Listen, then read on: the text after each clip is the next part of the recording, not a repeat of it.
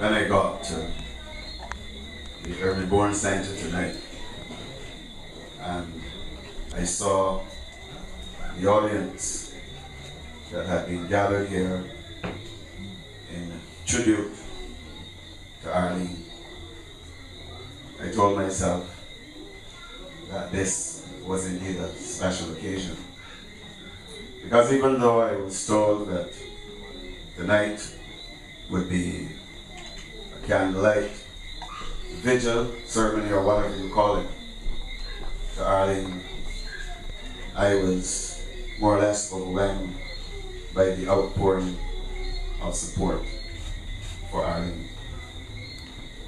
I think that every now and again in our lives, someone special comes along and they leave an indelible impression on us.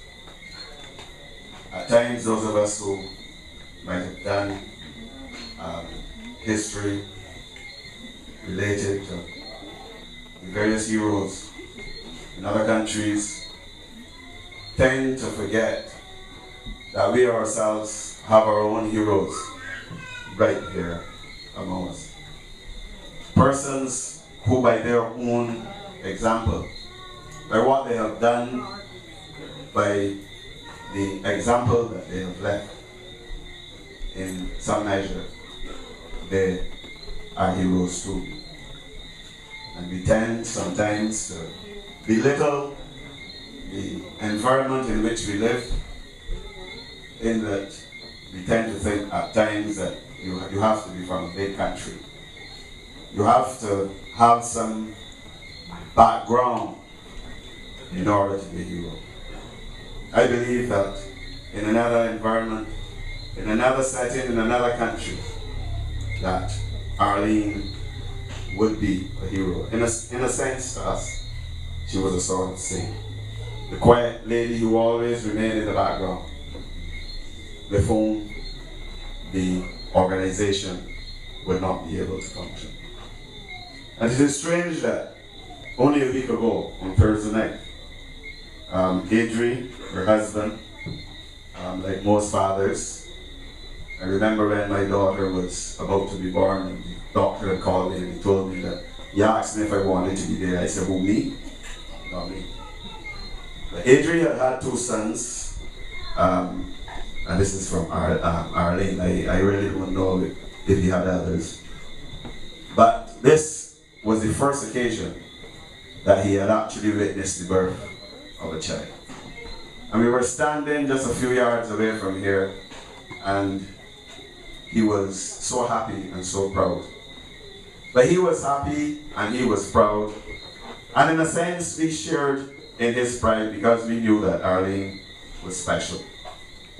And what I did not know, that there was an argument downstairs as to who should be the godfather of this child. And I recall when I saw Adrian, when he came up and after he mentioned this child, I said, you know that I have to be the godfather of that child. And Simeon Belgrave was next to me. Simeon Belgrave says, no, I have to be the godfather of that child. And then Dawn came up and Dawn says, well, we had already set it downstairs.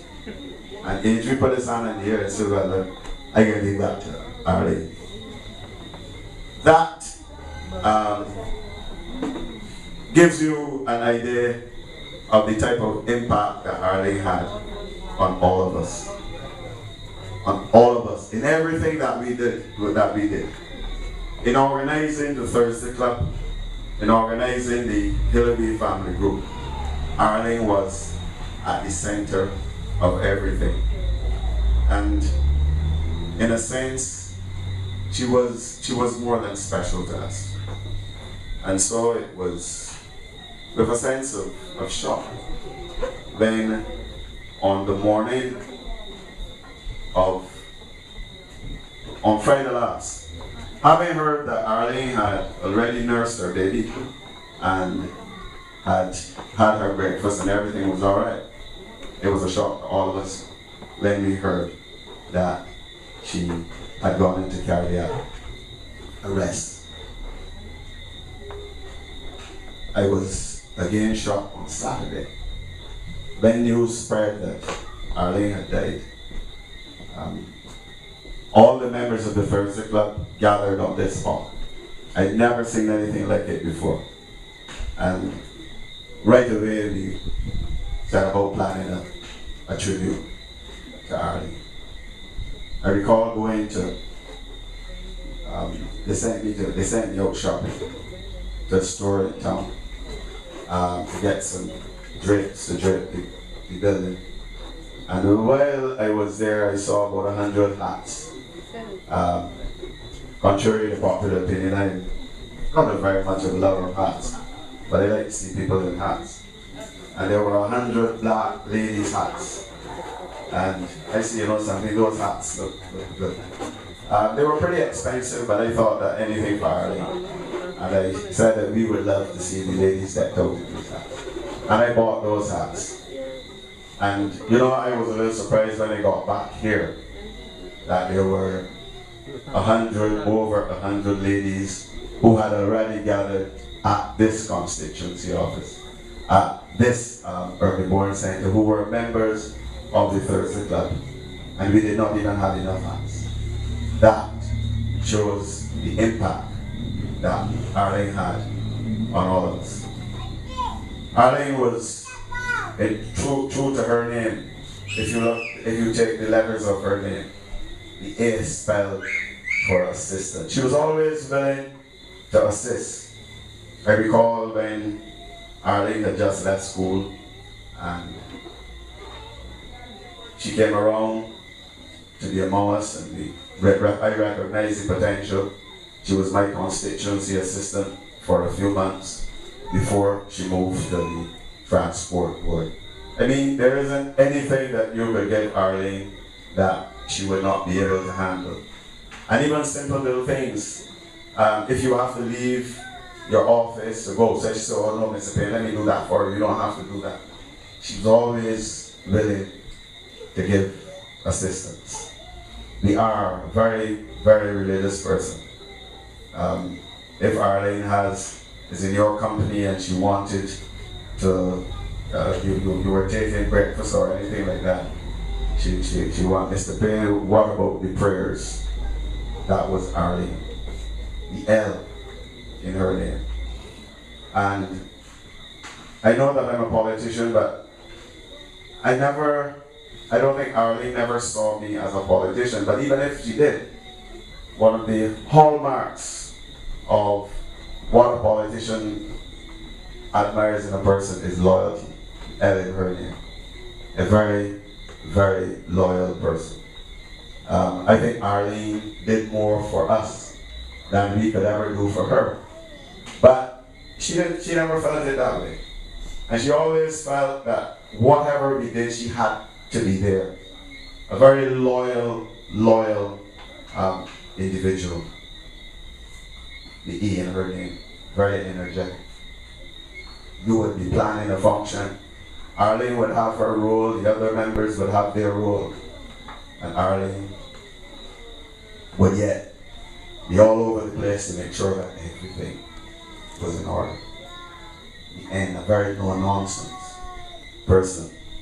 She made sure in dealing with, she was in charge of the boys downstairs, the boys in the other families, the family. As somebody spoke, I'm not so sure if I heard somebody speak on behalf of the family, but they would tell you that when it comes to disorderly behavior downstairs, indecent language, you couldn't do anything like that around Arlene. And the other E, efficient. Very, very efficient. You would, anything you get her to do, she not only did it, but she did it well. And you could rest assured that particular task would be completed on time and in a very efficient manner. It's strange, I said I was referring to Thursday night, and I was referring to the discussion that I had with you. But only on Thursday night. We were going through the Hillaby list because as you know, I don't know if any of you have heard, but did you hear that front of the store is called the election? Nobody hasn't heard? It's called the election, but he doesn't know they did. But we were going through the list, and we were doing a schedule, and Arlene's name, almost every other item centered on Arlene. And I remember someone saying, I don't know if it was a premonition or what, we cannot set the dates, all the days, because you have to leave a little room in case there is a funeral that we have to attend to. Unfortunately, that was Arlene that we were speaking about without even knowing it. I think that, as I said, your presence here tonight, without even saying anything else, is enough tribute to Arlene. But I think that the biggest tribute, or rather the two tributes that you could pay to Arlene, those of you who love Arlene and those of you who might be familiar with her legacy, is one, remember her legacy.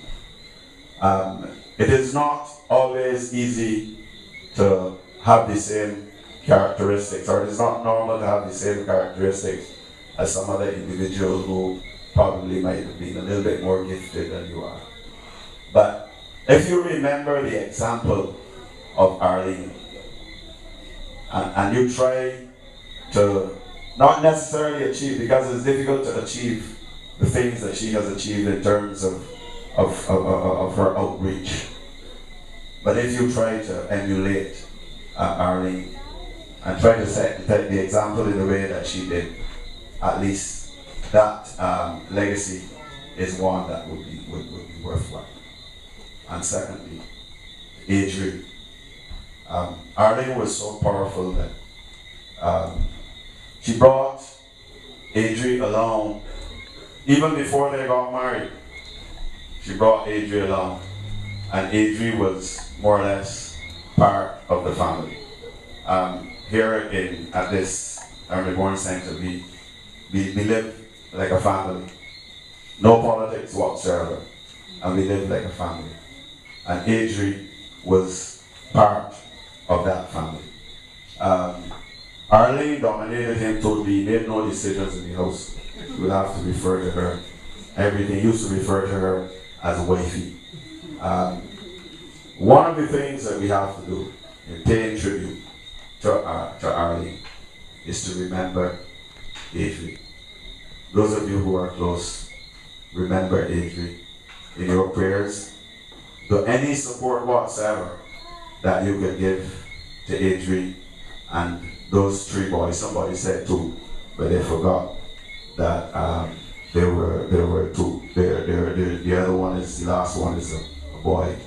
I don't think that Adrian would be vexed if I say that he was jumping for joy when she became pregnant, because he said that last, I'm going to get a girl. But it so happened that it is a boy. So Adrian, even though you might rule me out as the godfather, now that Arlene is gone, I am prepared to be the godmother. But, don't take that too literally anyway. So ladies and gentlemen, we thank you. Thank you very much for coming. I am glad that as part of the Arlene family, because we are family at the Thurday Club. And I will view all of you, politics aside, as part of our family. I didn't realize that Arlene had such a large family. I'm glad that you've come. I'm glad that you've come to share in this particular event. I did not even know that I would be able to last 2 minutes in making this presentation. Miss Island said that she would pray for me. I asked you to pray for the members of the Thurday Club. There are 1 or 2 members that have not fully recovered, Kathy included. And it really has been the most painful experience since I've been involved in politics. And when I tell you that it has been a painful experience, losing someone like Arlene has not been easy. I thank you for coming, and I ask you for your prayers for the family. Thank you.